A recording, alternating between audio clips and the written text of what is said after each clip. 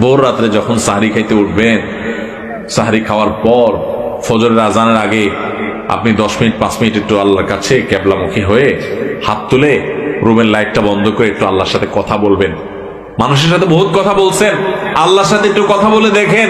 আল্লাহর সাথে কথা বলার স্বাদ আছে ভাই, অনেকে জীবনে একবারও এই স্বাদ পান নাই। একটু কথা বলে দেখেন। ভোর রাতে সাহরি খেতে উঠলে 10টা মিনিট একটু হাত তুলে কথা বলেন। কিভাবে কথা বলবেন? কথা বলবেন এইভাবে, ও আল্লাহ, কত গুনাহ আমি করেছি, কত পাপাচার আমি করেছি, মরতে আমার হবে, তোমার কাছে যাওয়া আমার লাগবে আল্লাহ। শয়তানের প্ররোচনা করেছি, এই রমজান মাস তুমি কত মানুষকে মাফ করে দাও। নবী করিম সাল্লাল্লাহু আলাইহি ওয়াসাল্লাম বলেছেন, ওয়ালিল্লাহি উতাকাউ মিনান নার ওয়া যালিকা ফি কুল্লি লাইলা।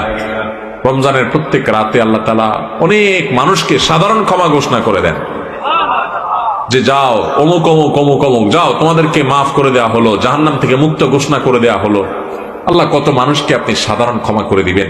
আল্লাহ আপনার সাধারণ ক্ষমা পাওয়ার জন্য কোনো যোগ্যতার দরকার হয় না, আপনি চাইলে যাকে তাকে মাফ করে দিতে পারেন। দুনিয়ার প্রেসিডেন্ট প্রধানমন্ত্রী চাইলে একটা দেশের যাকে তাকে যা খুশি তা দিয়ে দিতে পারে। তাদের যদি ক্ষমতা, তারা তো মানুষ। আল্লাহ আপনি তো মহান সৃষ্টিকর্তা, আপনি তো চাইলে আমার সব অপরাধগুলো মাফ করে আমাকে ফেরেশতা বানায় ফেলতে পারেন, পারেন না আল্লাহ? তো আল্লাহ আপনি